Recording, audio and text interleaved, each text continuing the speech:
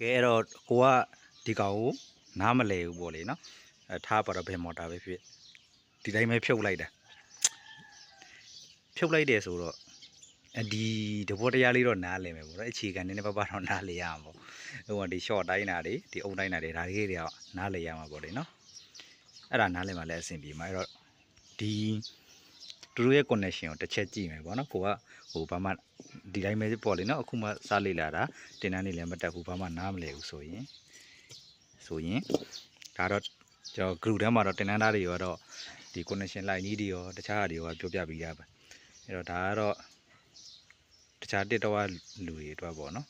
ဒီတိုင်းအမြင်ပိုင်းပဲလိုက်ကြည့်မယ်အဲ့တော့ကျွန်တော်တို့အရင်ဆုံး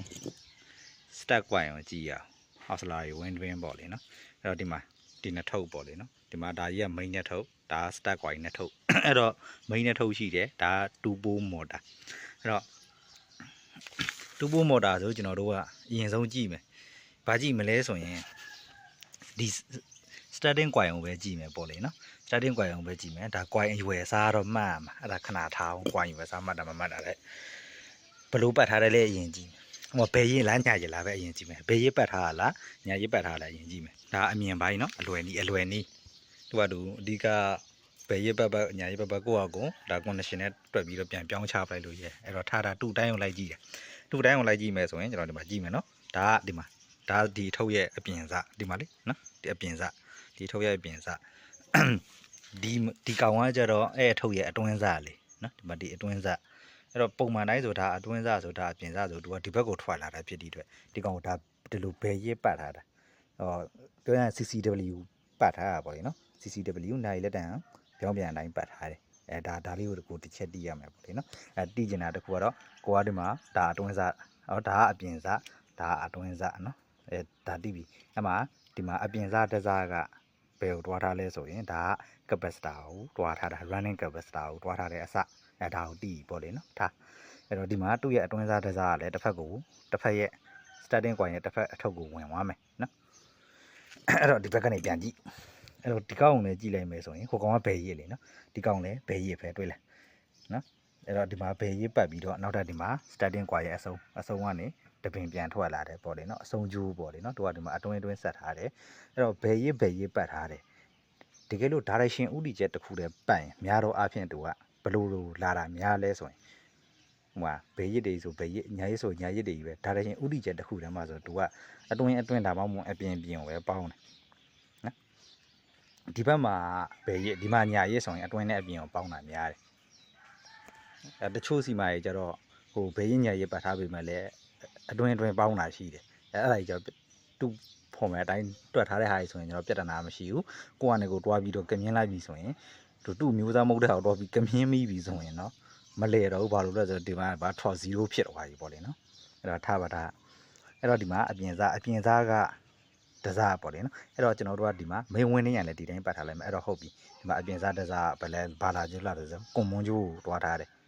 ဒါလို့ဆိုရင်တီးလေနော်ဒီမှာအပြင်စားတစားတွားတယ်ဒါဘယ်ရင်းနဲ့ထုတ်ပတ်ထားတယ်နော်အပြင်စားတစားကနေဟုတ်တော့ဒီမှာအပြင်စားတစားဘယ်ကိုတွားလဲဆိုရင် capacitor ကိုတွားတယ် capacitor တက်မဲ့ကျိုးပေါ့လေနော် capacitor တကျိုးတက်မှာအဲ့တော့နောက်ထပ်တစားကြောဒီမှာမိန်ဝင်နေတဲ့ကွန်မွန်ပေါင်းထားတယ်အဲ့တော့ကွန်ပေါင်းထားတယ်ဟုတ်ပြီအဲ့ဒါဆိုရင်ဒါသူ့ရဲ့ဘယ်ရင်းညာရေးကြည့်ပြီးပြီအတွင်းအပြင် connection ကြည့်ပြီးပြီဒါဆိုရင်နောက်ထပ်တစ်ချက်ကြည့်ရမှာကျတော့ကျွန်တော်တို့ကဒီကောင်ကြည့်ရလိမ့်မယ်ဘယ်နဲ့1 pool page ပေါ့နေနော်တပိုး page မှာဟိုးစားဝင်ထင်းဘယ်လောက်ရှိလဲပေါ့အဲ့မှာဒီကောင်မှာကြည့်လိုက်မယ်ဆိုရင်တဝင်းတစ်ခုတစ်ပတ်နှစ်ခွေ3ခွေ4ခွေ5ခွေရှိရပေါ့လေနော်5ခွေခွေထားတာနှစ်မြောင်းချပေါ့လေနော်အလယ်နဲ့မြောင်းချ5ခွေဒါတော့ကြည့်လိုက်တာနဲ့တည်ပါတယ်တို့နော်ဒီတော့ဘယ်ရစ်ပေါ့လေနော်ဒီမှာလေအတွင်းစားဒီမှာအတွင်းစားတွေ့လားတော့မဖြတ်ဘဲနဲ့ပတ်မယ်ဆိုတော့ကိုယ့်အစဉ်ပြေအောင်နော် direction ကိုကြည့်ထည့်နော်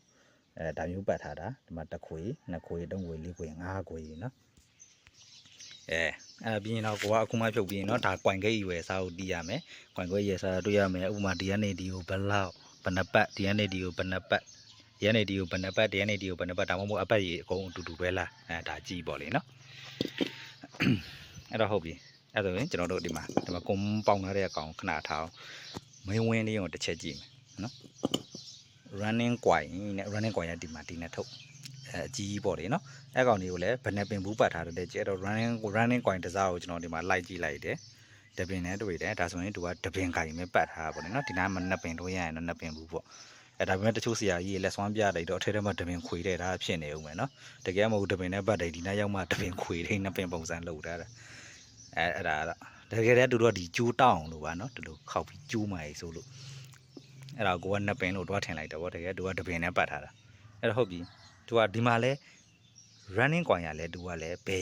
ဒီလိုဘဲရစ်ဖဲပေါ့လေနော်ဘဲရစ်တွေကြီးပဲပတ်ထားတာဒီဘက်တစ်ထုပ်လဲဘဲရစ်အဲ့တော့ဒီမှာတစ်ချက်ကြည့်မယ်ဒါကအတွင်းစတူတွဲ connection အတွင်းနဲ့ပဲချိတ်ထားတာနော်ဒီကောင်အတွင်းနဲ့ပဲချိတ်ထားတယ် running coin ရဲ့အပြင်စားတစားကဒီအထုပ်ရဲ့အစားကဒီမှာနော်ဒီမှာအပြင်မှာစုံထားတာလေနော်အဲ့တော့သူ့ရဲ့အတွင်းစားကကြောင့်ဒီမှာအောက်လေးမှာဝင်ထားတာဒီထဲလေးမှာပေါ့အတူတူပဲသူကလည်းအလဲဟုတ်စားပေါ့အလင်းနဲ့မြောင်းချတယ်ပဲပတ်ထားတာဒီ starting coin နဲ့အတူတူပဲနော်အဲ့တော့ဒီတချို့ဒီ induction motor မှာဒီ running capacitor တုံးထားတဲ့အမျိုးအစားပေါ့လေနော် running capacitor တွေပါလာတဲ့အမျိုးအစားတွေမှာဒီ starting coin နဲ့နော်ဒီ starting coin နဲ့ running coin ကဘာဖြစ်လို့အချိုးကပိုး pitch အတူတူတွားဖြစ်ရတယ်လဲဆိုတော့ဖြစ်ရတဲ့အကြောင်းရင်းပေါ့လေနော်အဲ့ဒါတွေကိုလည်းရှင်းဒါတင်နန်းသားတွေကိုတော့ရှင်းပြပြီးတာနော်စာရိတ်တေချာလောက်ကြပါအဲ့တော့တကယ်လို့ထားအဲ့ဒါပြီးမှပြောမယ်နော်အဲ့တော့ဒီမှာအဆုံးကျိုးဒါ running ရဲ့အဆုံးကျိုးဒါကဒီမှာအတွင်းနဲ့ဒီဘက်ကအတွင်းနဲ့ဆက်တယ်နောက်ဆုံးကြံတဲ့ကောင်ကသူကအပြင်စားကြံမှာလीနော်ဒီကောင်ရဲ့ဒီထုတ်ရဲ့အပြင်စားကြံမှာဒီထုတ်ရဲ့အပြင်စားကတော့ဒီမှာမီဂျိုတကြိုးထွက်သွားပြီပေါ့လीနော်အဲ့တော့ဒီမှာဒီထုတ်ရဲ့အပြင်စားကိုသူကဒီကောင်ရဲ့ဒီမှာ starting coin ရဲ့အပြင်စားနဲ့ဒီမှာကွန်မွန်းလာပြီးတော့ခြိလိုက်တယ်နော်ကွန်မွန်းလာပြီးခြိတာကိုလည်းပြဿနာမရှိဘူးဟိုကသူကဒီလိုနိုင်လက်တန်အတိုင်း CD ဆက်ထားတာလားဒါမှမဟုတ်နိုင်လက်တန်ပြောင်းပြန်တာဒီထုံးနဲ့ဒီထုံးကိုပဲဟိုလမ်းချိန်ကြည့်ရပါလေနော်ဟိုကဒီမှာလက်ကြည့်လိုက်ပြဿနာမရှိဘူးဒါ running coin ရဲ့အစုံဟုတ်တယ်မို့လားနော်ဘယ်ဘက်ကထုတ်တာညာဘက်ကထုတ်တာဆိုဒီမှာညာဘက်ကထုတ်နော်ညာဘက်ကထုတ်ကိုအပြင်နဲ့လမ်းဆက်ပြီးတော့ကွန်မွန်းစားထုတ်လိုက်တယ်အဲ့တော့ကွန်မွန်းစားထုတ်ပြီးဒီကနေဒါ AC မီတပင်ချိန်မယ်ပေါ့လေနော်ဒီမှာတပင်ချိတ်လိုက်နော်ဒါ AC မီဒီမှာတပင်ချိတ်ကြံတဲ့တပင်ကကျတော့ဘယ်မှာလာချိတ်ရမှာလဲဆိုရင်ဒီ running coin ရဲ့နောက်တစ်စမှာလာချိတ်ရမယ်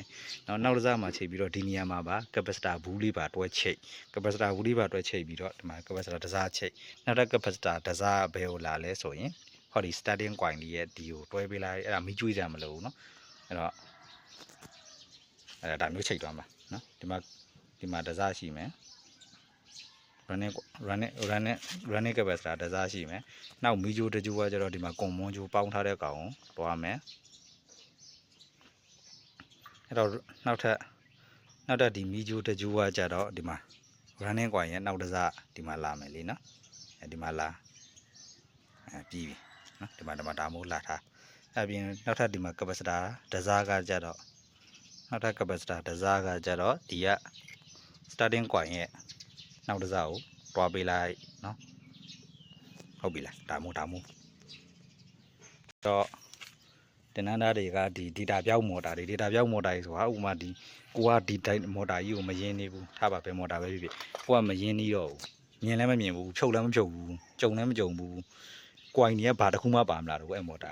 အလုံးစုံ name plate ပါမလာခဲ့တော့ဘာမှဖတ်လို့မရတော့ဘူးအဲ့လိုဆိုရင်ဒီမော်တာကြီးကိုဘယ်လိုတွက်ချက်ပြီးတော့ဘယ်လိုကွိုင်နေပြန်ပဲပြီးသူတို့ရဲ့ MPR တွေမြင့်ကောင်းကြီးတွေကိုဘယ်လိုပြန်တွက်မလဲဘယ်လိုပြန်လုပ်မလဲပိုးတွေဘယ်လိုပြန်ခွဲမလဲဆိုတာကိုတင်နန်းသားတွေတခြားလေ့လာပါ screenshot ရိုက်ပြီးတော့မိတ်တူပဲမဆွဲထားပါနဲ့နော်အဲ့တော့အဲ့ဒီဟာလေးတွေနောက်ပိုင်းကျရင်တော့ဒါ